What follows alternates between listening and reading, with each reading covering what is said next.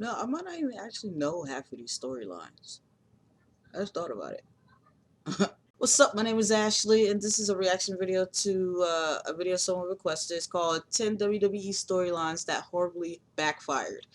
It's produced by WhatCulture Wrestling. Yeah. I did another video of theirs. I've seen some of their videos, and I did another one of theirs. Is 10 things WWE wants you to forget about Lita. Uh, yeah, this is. I think this is gonna be a really great one. Like I said in the last the video before, I haven't really watched wrestling in the past 10 years, so some of the stuff was probably gonna either really be new to me, or maybe probably hopefully be things I at least heard of. But I'm gonna enjoy it regardless because they do explain what the storyline is. So I'll be fully aware how bad the storyline was. So yeah, ready? Let's go.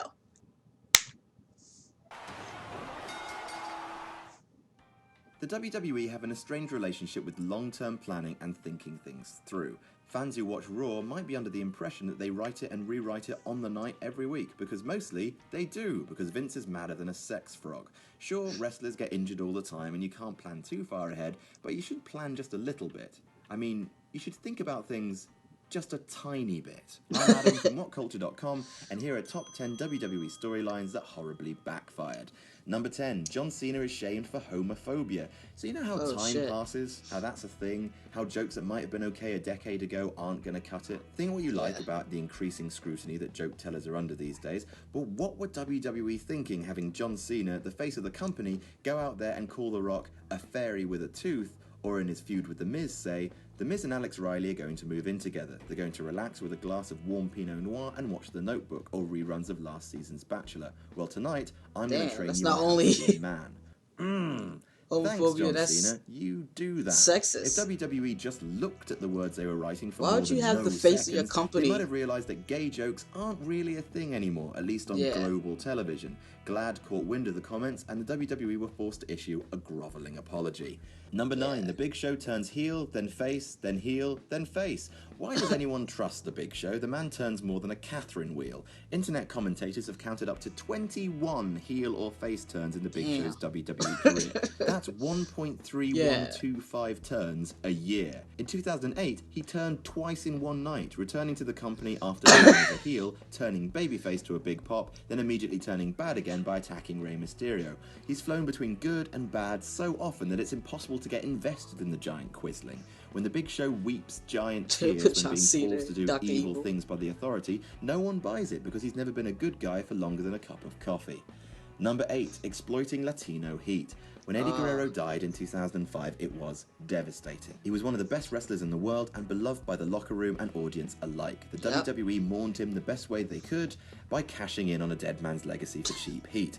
2 weeks after Eddie died, Randy Orton crashed his lowrider and later claimed that Eddie was in hell. Rey Mysterio won the Royal Rumble for Eddie. Triple H hinted that divine intervention from Guerrero helped him, and throughout Mysterio's world title reign, he mentioned Eddie more than Hulk Hogan mentions his many brothers. For a full year, Chavo Guerrero couldn't feud with anyone without his uncle being mentioned. Now sure, Eddie Guerrero knew how to play the game and probably wouldn't have minded his death being used to further some storylines, but after a while it began to create real backlash, with Mysterio getting some terrible reactions from uncomfortable fans, all as he was supposed to be the plucky underdog babyface. Number 7, Sin Cara. Now, Sin Cara turning out to be a botch monkey made of glass wasn't technically WWE's fault, but they didn't make it easy for the faceless one. Introduced with all the hype in the world and set up as the heir apparent to Rey Mysterio, the man renowned throughout Mexico as Mystico was going to be a big deal in the WWE, and then he botched the entrance for his first match. Now, the WWE can be blamed for not training Sin Cara enough in the WWE style, which is very different to the flamboyant Lucha Libre he was versed in, and also for giving him that god-awful yellow lighting that made everyone look like they were fighting in a Turkish brothel. The fans rejected the character, turning him into an international joke. Number 6, the Brawl for All. Hey, said a dumbass in 1998, let's get a bunch of guys who are filled with testosterone to the point that even their beards have beards and tell them to punch each other for real. The Brawl for All pitted wrestlers against each other in very real boxing matches for a prize purse of $100,000. They were essentially legalized bar fights, and the fans weren't thrilled at watching mid-carders womp on each other like pissed-up bears. To make matters worse, Dr. Death Steve Williams was supposed to win the tournament and use it as momentum to take into a feud with Steve I think I remember this. But after being crushed and injured by Bart Gunn, his credibility was shot and he was released months later. Then, after winning the tournament, Gunn himself was humiliated by Butterbean at WrestleMania 15 and suffered a similar fate. No one benefited from the Brawl for All, except perhaps people with a fetish for bum fights. Number 5, $1 Million Mania. In 2008, to drive up flagging ratings, Vince McMahon decided he would give away money live on Raw to viewers watching at home. People would register their telephone numbers and Vince would choose one at random to call and offer people cash. What could possibly go wrong? Well, lots, since Vince McMahon is older than most trees and working at home got tricky. He would face wrong numbers, drop calls, long silences while the fans almost clenched themselves inside out with awkwardness. Ratings didn't go up, so they were just giving away money for nothing. The angle was abandoned in grand fashion, having the set collapse on top of Vince McMahon. He then screamed, "I can't feel my legs."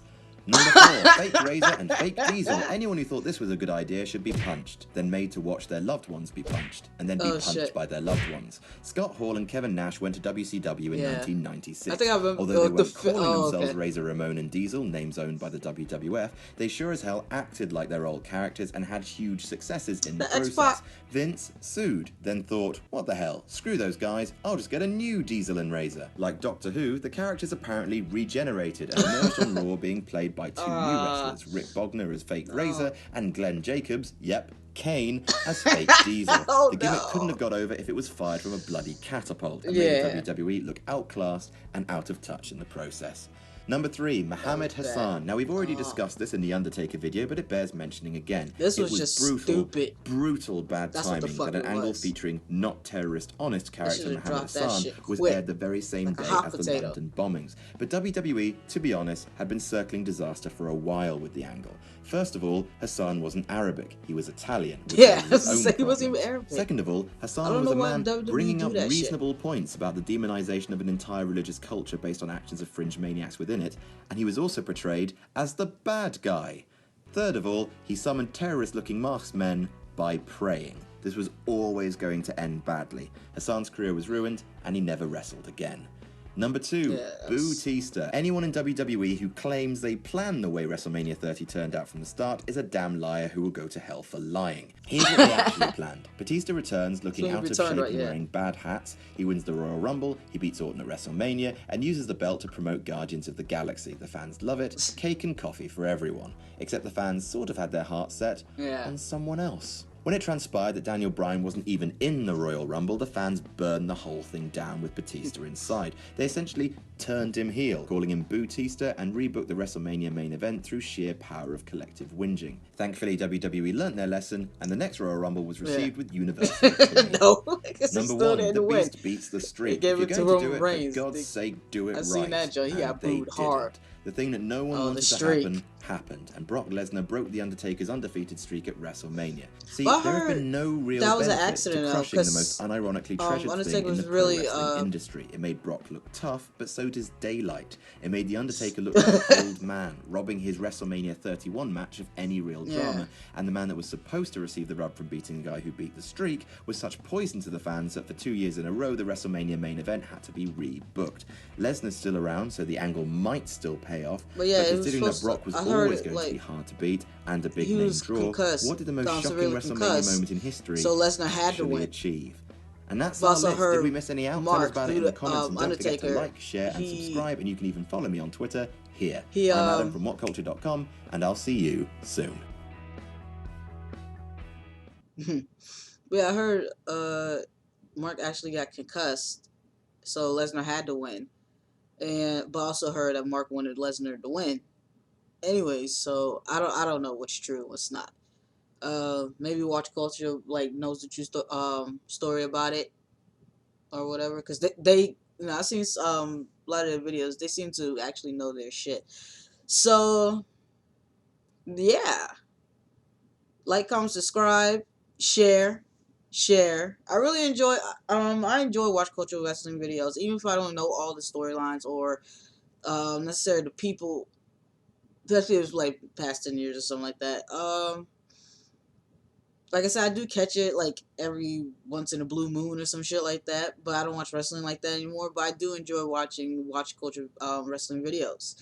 So if you want me to do more of these, or if there's another video you would like me to react to, comment down below or hit me up on my Tumblr. The link to my Tumblr will be in the description. The link to the original video from Watch Culture Wrestling will be in the description as well. So yeah, like I said, I really enjoyed this. Some terrible storylines. Like don't don't. It's just like the fake Diesel and Razor Ramon. It's like no, Vince. Like, Vince would try to make money off of anything. It's like fucking ridiculous. It's, and a lot of characters that be on wrestling is like we filled with so much fucked up stereotypes. It's like this shit's not even really funny. It's like just bad. Hopefully, like I said, I don't watch wrestling like that anymore. Hopefully, they gotten a lot better about it. Like, like in the last video, when they mentioned Crime Time, in the leader video, I was like, because I remember that. I was like, yo, that shit was so fucking horrible. Like, it wasn't even funny. Like, that shit was terrible. But, yeah. Like I said, if there's another video you would like me to do, I'm probably going to subscribe to them. I thought, you know what? I'm going to subscribe right now. So I'll probably most likely will be doing more Watch Culture Wrestling videos. Um, if there's a specific one you would like for me to do, like I said, comment down below or hit me up on my Tumblr. So yeah, come back because Ashley will, because Ashley can.